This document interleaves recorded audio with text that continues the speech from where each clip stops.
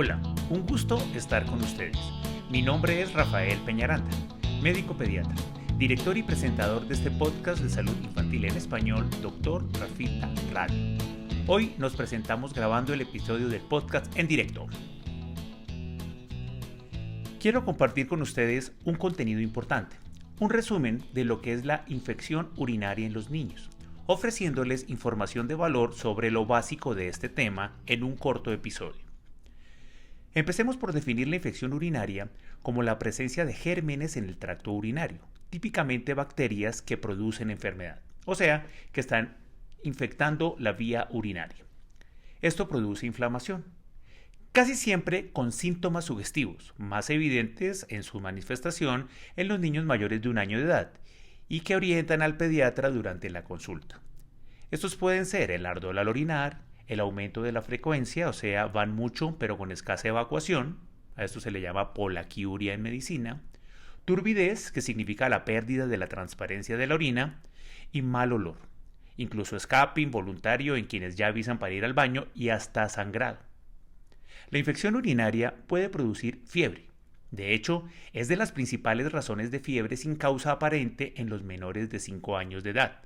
Pero también es cierto que aun siendo una enfermedad infecciosa, algunos niños no tienen alzas térmicas y se debe hacer una identificación hábil de los signos y de los síntomas para lograr el diagnóstico. La sensación de ardor al orinar, con la impresión de evacuación incompleta y el aumento de la frecuencia urinaria con escasa orina y casi con urgencia, conforman el cuadro sintomático de lo que llamamos cistitis. Vale aclarar que la infección urinaria produce cistitis frecuentemente, pero que hay otras circunstancias que también la generan, como son la deshidratación, los cambios del pH o de la acidez normal de la piel, la irritación, la retención urinaria voluntaria y hasta algunas prendas de vestir ajustadas. Esta infección puede encontrarse incluso en los recién nacidos y es frecuente durante la infancia. Predomina en niñas frente a los niños, duplicando incluso su registro desde la edad preescolar, una relación casi de 2:1.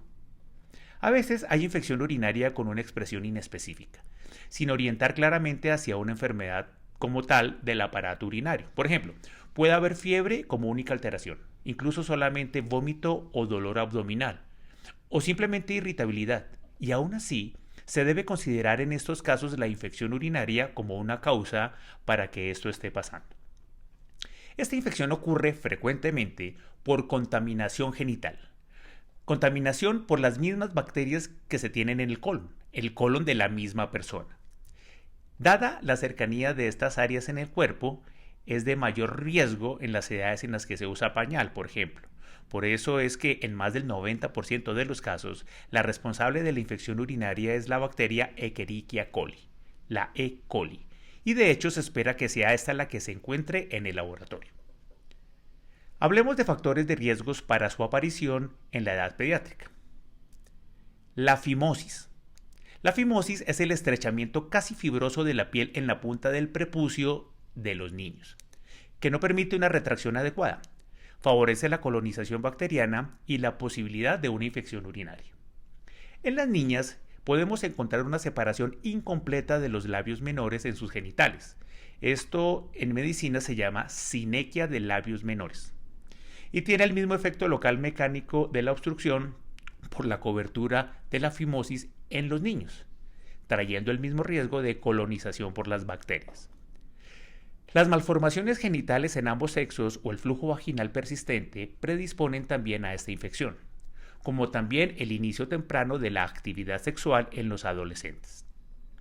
Los malos hábitos en niños y niñas que aguantan el deseo de orinar por estar jugando o resistiendo en clase, los que orinan rápido y parcialmente para volver a sus actividades, e incluso porque los padres no permiten que sobre todo las niñas orinen en centros comerciales, o en general mientras están fuera de casa. Todo esto genera retención de la orina y evacuaciones incompletas que también predisponen a la infección. Ojo con esto. Se recomienda que el secado después de orinar en las niñas se haga de adelante hacia atrás. Es un hábito de higiene difícil de apropiar, pero muy importante, porque secarse de atrás hacia adelante favorece la contaminación genital, arrastrando bacterias de la parte posterior. Un importante factor de riesgo en niños y niñas, obviamente, predisponente a infección urinaria y sobre el que exploramos los pediatras es el estreñimiento. De hecho, Dr. Rafita Radio tiene un episodio de podcast dedicado a esta condición que encuentra en las plataformas habituales, incluyendo el canal de YouTube. El estreñimiento favorece la aparición de infección urinaria y es el mayor responsable de su recurrencia. El almacenamiento de materia fecal aumenta la proliferación bacteriana y en los episodios de pujo y evacuaciones prolongadas y dolorosas de los niños estreñidos, estos microorganismos fácilmente contaminan la vía urinaria, por contigüidad, que es la cercanía de los órganos, o incluso por vía sanguínea local. Hay condiciones de riesgo más específicas en lo referente a la estructura anatómica de la vía urinaria y que están presentes en un menor número de pacientes. Encontramos como predisponentes las alteraciones funcionales de la vejiga, que no se desocupa completamente o deja residuos, la mala colocación de los uréteres o la dilatación de estos, que se llama hidronefrosis en medicina, y el reflujo de orina hacia los riñones, que se llama reflujo vesículo-ureteral. El diagnóstico se hace a través del parcial de orina o uroanálisis, que es sugestivo al mostrar bacterias, leucocitos y en ocasiones glóbulos rojos. Además, sustancias inflamatorias como los nitritos y las estearasas. Es un examen que el laboratorio reporta y el pediatra interpreta bien. Esta prueba se acompaña rutinariamente de un extendido de orina llamado GRAM que busca directamente al microscopio la presencia de bacterias en la muestra, obviamente, usando una tinción especial. A razón de dato les cuento que la principal causa de presencia de sangre en la orina durante la infancia, lo que llamamos hematuria, es la infección urinaria. Y eso lo tenemos claro los pediatras para nuestro enfoque diagnóstico. Las alteraciones en este examen son lo suficientemente válidas para iniciar un tratamiento, tal y como se hace, pero el proceso diagnóstico debe completarse con un cultivo de la orina, llamado urocultivo, que se procesa simultáneamente, pero tomando unos 3 días en reportarse, evidenciando la presencia y crecimiento de las bacterias en el laboratorio. Así se identifica de cuál se trata y se documenta su sensibilidad a los antibióticos que se formulan. A esto se le llama antibiograma. Así se confirma la infección y se permite continuar o cambiar el tratamiento iniciado para resolver el problema infeccioso del paciente. Un parcial de orina se recolecta fácilmente, pero una recomendación universal para la toma de este examen y no dudar de sus resultados en los pacientes menores de 2 años de edad o en los niños que no avisan para orinar es que se obtenga la muestra usando una sonda, tomando la muestra con una delgada manguerita que se lubrica con un anestésico para una obtención rápida, sin contaminaciones y con alta credibilidad de su resultado. Algunos padres y cuidadores se resisten a este procedimiento, argumentando que es doloroso, exageradamente invasivo, dañino y que incluso atenta con la integridad sexual, sobre todo en las niñas. Pero nada de eso es cierto, y deben entenderlo. Las muestras con bolsas adhesivas han perdido indicación por la alta contaminación con falsos resultados que lo que hacen es alargar los procedimientos diagnósticos, obligando a repeticiones frecuentes de las muestras, dudando en los resultados que se obtienen. Como exámenes complementarios en todos los menores de 3 meses de edad y en pacientes con fiebre persistente o compromiso del estado general, se solicita el hemograma, que es el cuadro hemático, los reactantes inflamatorios y hasta pruebas de función renal. Esta extensión de la exploración la decide el pediatra, en el contexto de cada niño. Una vez hecho el diagnóstico, el tratamiento está basado en la formulación antibiótica. Se asocian también medicamentos para el dolor o la fiebre. El antibiótico es escogido por el pediatra ajustando la dosis al peso del paciente y ordenado vía oral o endovenoso, según donde se atiende el caso. Y aquí tenemos una decisión importante frente al diagnóstico. Y es que si se da el tratamiento en la casa, lo que llamamos ambulatorio, o se hospitaliza al paciente para el manejo inicial. En cada caso, los criterios para esto los aplica el pediatra considerando la edad, el compromiso general, los factores de riesgos conocidos, la gravedad clínica, los antecedentes, todo eso. A los padres se les explica claramente la decisión tomada. La mayoría de las infecciones urinarias son bajas, típicamente de localización en la uretra, la uretra y la vejiga, que son las más comunes. Las infecciones altas son menos frecuentes y se refieren al compromiso inflamatorio de los riñones como tal, a una condición infecciosa más importante que llamamos pielonefritis. El tratamiento busca curar la enfermedad, detener el progreso del evento agudo, resolver los síntomas y proteger de las cicatrices renales cuando las infecciones son altas, la pielonefritis a la que nos referíamos, porque las cicatrices son una amenaza para la vida útil de los riñones. No se debe consumir nada que no haya sido una recomendación médica. Una parte importante en el seguimiento de las infecciones urinarias en los niños está en la toma de las imágenes. Nos ayuda, por ejemplo, la ecografía de las vías urinarias, que como ultrasonido explora la integridad anatómica detectando malformaciones, dilataciones, ganglios inflamados y hasta tumores. Hay un momento indicado para su solicitud y el pediatra decide e informa obviamente cuando es pertinente. También está la gammagrafía, que es un medio de contraste endovenoso buscando inflamación aguda o cicatrices según el momento en el que se toma.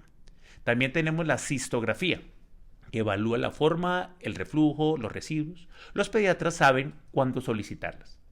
Las conductas protectoras están relacionadas con los factores de riesgo y en términos generales se recomiendan. Si hay estrechez persistente del prepucio de los niños con dificultades para su retracción, la fimosis, o si en las niñas no está respetada la integridad de sus genitales como los labios unidos, la sinequia, se deben tomar medidas correctivas para normalizar su situación y disminuir la predisposición a la infección. Su existencia obliga a visitar al médico y en la consulta se definen estas necesidades. Si hay flujo vaginal persistente, se debe mejorar la condición inicialmente con lavados locales, con preparados antiinflamatorios incluso caseros como la caléndula o el vinagre. También se usan jabones de la zona íntima o productos especiales que formula el pediatra. Se debe entender que no es necesario lavar con jabón estricta y prolongadamente el área genital cada vez que se orina, porque esto cambia y lesiona químicamente la zona, produciendo irritación en los niños. Flujo en las niñas. Se debe insistir con abundante agua en cada momento de higiene y esto es más efectivo. Muy importante, cambiar los hábitos de retención en niños y niñas que aguantan el deseo de orinar por estar jugando, resistiendo en clase o por miedo a hacerlo fuera de casa. Enseñar a las niñas que el secado se hace de adelante hacia atrás, sin repetirse la pasada con el mismo trozo de papel, que deben procurar evacuar completo, incluyendo con un poco de pujo al final para desocupar completamente la vejiga. Si el estreñimiento está presente, se debe consultar y no acostumbrarse a él. Esto tiene mucho impacto en la calidad de vida y obviamente en la recurrencia de la infección urinaria. Nuevamente los invito a escuchar el capítulo del podcast dedicado al estreñimiento. Si hay situaciones de riesgo por alteraciones anatómicas o funcionales, se mantiene el seguimiento médico, al igual que en las recurrencias. Algunos pacientes requieren el concurso de otras especialidades, el acompañamiento de otros especialistas, como el de urología, para seguir las malformaciones, las lesiones anatómicas, los problemas de integridad o de función que se asocian a las infecciones urinarias, haciéndolas complicadas. De nefrología, cuando hay recurrencia, daños renales, hipertensión arterial, si los gérmenes son resistentes o atípicos, o si el paciente tiene inmunodeficiencias, entonces ya participa infectología. A veces se necesitan todas al tiempo, entendiendo que cada paciente va generando sus niveles de atención. Este episodio del podcast, que ven como video educativo, también está disponible en el formato de audio tradicional y pueden escucharlo desde sus plataformas preferidas o encontrarlo a través de www.drrafita.com. Espero les sea útil esta información y compartan su contenido. Un abrazo para todos y nos encontramos en la próxima transmisión de su podcast.